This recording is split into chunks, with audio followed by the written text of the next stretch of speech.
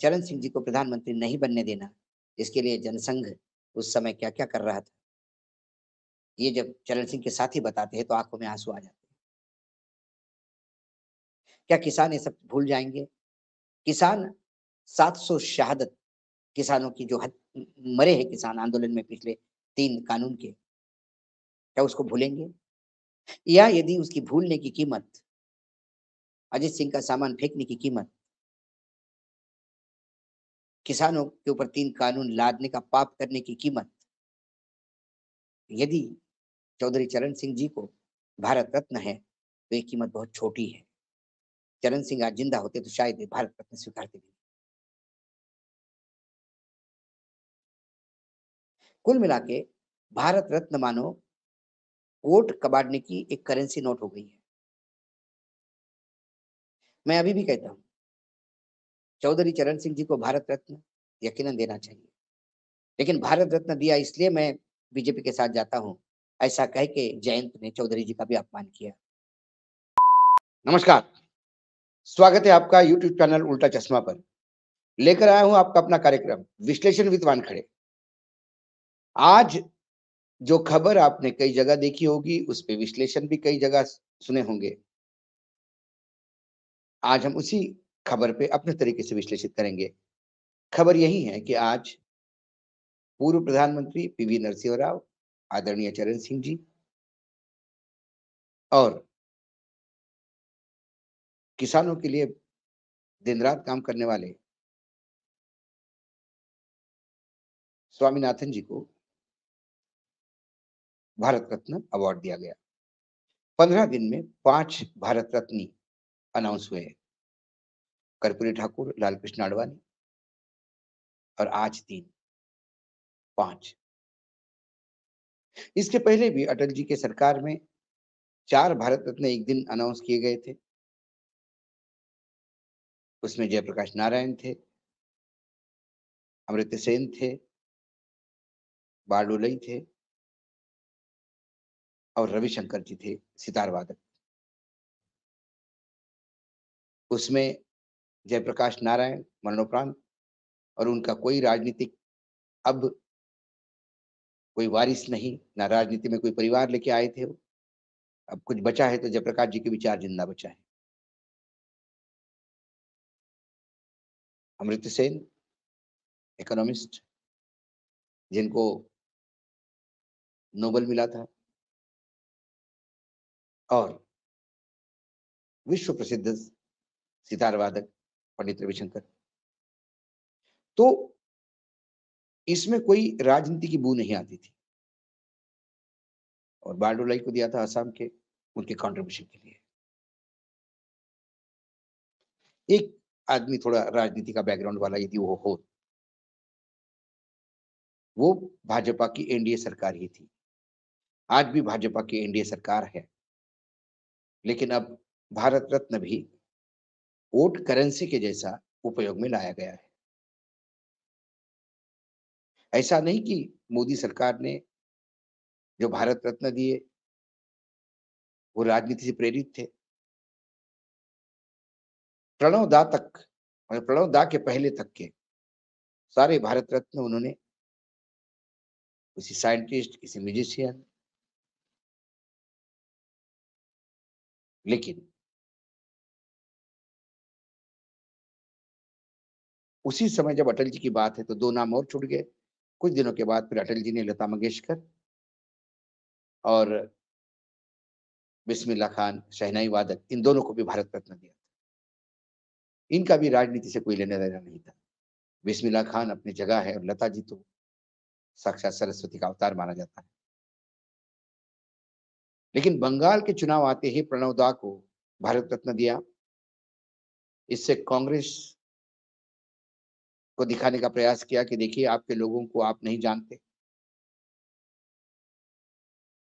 और बंगाल की जनता को ये बताने का प्रयास किया कि हम बंगाल के लिए कितने चिंतित हैं। बंगाल के लोगों ने बहुत स्वागत किया। उनके दादा को भारत रत्न दिया गया। लेकिन फिर चुनाव के दौरान ममता के ऊपर जो छीटाकशी हुई दीदी के ऊपर, तो एक सुपुत्र को भारत रत्न देख के घर के बेटी की बेइज्जती करने का लाइसेंस नहीं मिलता। इस तर्ज पर बंगाल ने आईना दिखा दिया। 2024 के चुनाव मुंह पे है। जिन महामहिम को अभी तक भारत रत्न दिए गए, उसमें सभी वंदनीय हैं। हम कतई नहीं कहते, इस प्लेटफॉर्म के जरिए हम स्वागत करते हैं। कर्पूरी ठाकुर जी बहुत पहले मिल जाना चाहिए था। चौधरी चरण सिंह बहुत पहले मिल जाना चाहिए था। स्वामीनाथन को बहुत पहले मिल जाना चाहिए था। राव साहब को भी बहुत पहले मिल जाना चाहिए था। आडवाणी जी उनमें जीवित है, उनको दिया, उनके साथ न्याय किया, ऐसा लगता है।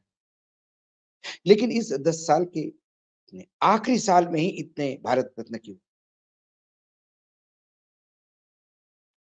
क्या बिहार में भाजपा बुरी तरह से फंसी थी? नीतीश आना चाहते थे लेकिन रास्ता नहीं मिल रहा था। जो भाजपा जातिगत जनगणना का विरोध करते हैं, प्रधानमंत्री बोलते हैं मेरी एक ही जाति है, गरीबी, और जातिगत जनगणना को समाज को बांटने का काम बोलते हैं। उस नीतीश ने जातिगत जनगणना करके ऐसा मास्टर स्ट्रोक खेला कि बीजेपी को समझ में नहीं आया कि क्या किया जाए। तो सामाजिक न्याय की नींव जिस इंसान ने डाली होगी, उस कर्पूरी ठाकुर को ही भारत रत्न देके पूरा सामाजिक न्याय का वोट बैंक हाईजैक करने का प्रयास किया और एक रास्ता बना दिया नीतीश कुमार के लिए, और नीतीश कुमार आज एनडीए में है। राम मंदिर के समय अडवाणी जी को नहीं आने देना, ये डीप ग्राउंड पर अंतिम कार्यकर्ता जो होता है पार्टी का, उसके गले ये बात उतरी नहीं, और कहीं ना कहीं एक अंतर्विरोध था, आंतरिक विरोध था। उसको शांत करने के लिए अडवाणी जी को भारत रत्न देकर सभी का मन जीतने का प्रयास किया। चलो, अडवाणी जी जितने अपमानित हुए, भारत रत्न से सम्मानित किया गया, चलो ठीक है। जयंत चौधरी समाजवादी के साथ सीट शेयरिंग कर रहे थे। 7 सीटों का बंटवारा हुआ था, 7 सीटें मिल गई थी उनको 80 में से। 10% भी नहीं थी, लेकिन उसमें खुश थे वो। बात बहुत आगे बढ़ गई थी। लेकिन 7 में से 4 सीटों पे जब समाजवादियों ने अपने उम्मीदवार खड़े करने की बात की, मामला गड़बड़ा गया। और जब मामला गड़बड़ा गया, वही बीजेपी ने हाथ आगे किया। लेकिन जैन जाना नहीं चाहते थे, तो फिर एक रास्ता खोला चौधरी चरण सिंह जी को, भारत रत्न दीजिए। इस वजह से जो किसान जब आंदोलित है और दिल्ली के रास्ते मुआने पे आके खड़ा हुआ था, उसको एक स्पेसिफाई किया जा सकता है कि चलो भाई, अब किसान के मसीहा थे, उनको दे दिया गया। तो कहीं न कहीं वो मतदान अपने पक्ष में होगा, ये सोच। अब की बार 370 पार, 400 पार करने के लिए जब तक दक्षिण भारत में आपकी एंट्री नहीं होती, दक्षिण भारत में आप पूर्ण तरीके से कब्जा नहीं कर पाते, तब तक आप वो 370, 400 का सपना सिर्फ सपना ही रह सकता है। कर्नाटक में पार्टी थी, लेकिन भ्रष्टाचार के चलते पार्टी बाहर हो गई। तेलंगाना में कांग्रेस की वापसी बीजेपी के लिए चिंता का विषय हो गई। कंबाइन आंध्र प्रदेश कांग्रेस का गढ़ हुआ करता था। उसमें से तेलंगाना कांग्रेस के पास वापस आ गया। आंध्र प्रदेश में क्या हो जाएगा? आंध्र प्रदेश में वर्तमान में 2 राजनीतिक दल आमने-सामने हैं, कांग्रेस और भाजपा कहीं नहीं। और दोनों दलों में से एक टीडीपी और एक वाईएसआर रेड्डी, दोनों बीजेपी के दरवाजे पे खड़े हैं। बीजेपी को आंध्र प्रदेश एक रसगुल्ला दिखता है। आंध्र के लोगों को अपने साथ करने के लिए कल यदि टीडीपी के साथ सीट शेयरिंग हुई, यदि 5 सीटें भी मिली, तो 5 सीट जीतने की ताकत चाहिए, मात्र टीडीपी के भरोसे नहीं। अपना वजूद क्या है? तो फिर एक तेलुगु भाषी पीवी नरसिंह राव को भारत रत्न दे दिया। और ये चुनाव में प्रचार में होगा कि हमने भारत रत्न दिया, किसी ने नहीं दिया। मांगा जाएगा वोट इसमें।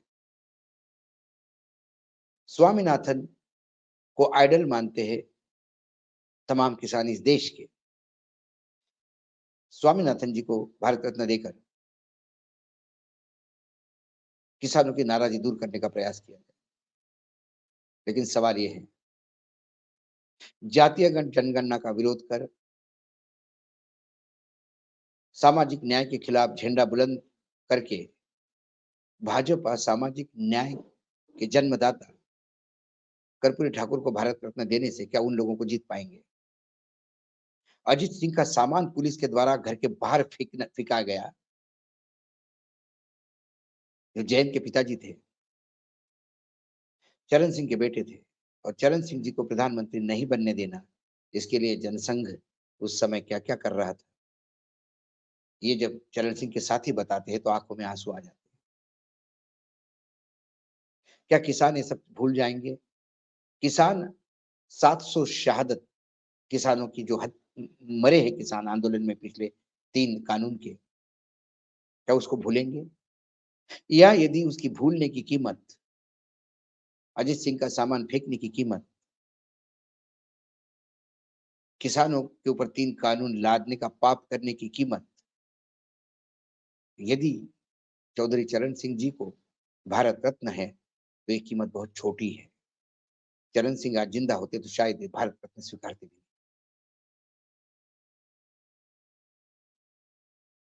कुल मिला के भारत रत्न मानो वोट कबाड़ने की एक करेंसी नोट हो गई है। मैं अभी भी कहता हूँ, चौधरी चरण सिंह जी को भारत रत्न यकीनन देना चाहिए।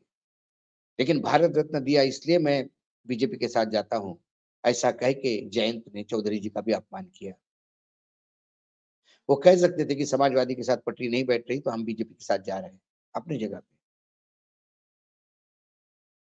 उल्टा चश्मा पे हम सभी भारत रत्न, पांचों भारत रत्न जिनको दिए गए, उनके सम्मान में सर झुकाते हैं। लेकिन जिस समय दिए गए और जिस तरीके से दिए गए और उसके बाद जो राजनीतिक गतिविधियां हुई, उससे बू आती है कि इसमें भी एक राजनीति का खेल खेला गया। अब मायावती जी भी काशीराम जी को मांग रही है, कल पासवान जी के बेटे भी अपने पिता को मांगेंगे। करुणानिधि से लेके एनटीआर तक करीब करीब 50 लोगों की लिस्ट है, जिनको भारत रत्न मिलने से वो कुनबा इनके साथ आ सकता है। चौधरी देवीलाल के लिए भी मांगा जा सकता है, क्योंकि चौधरी देवीलाल भी एक बड़े नेता थे और वर्तमान में उनकी पार्टी बीजेपी के साथ काम कर रही है। आज इतना ही, कल फिर आता हूँ किसी विषय के साथ, तब तक के लिए नमस्कार। देखते रहिएगा यूट्यूब चैनल उल्टा चश्मा।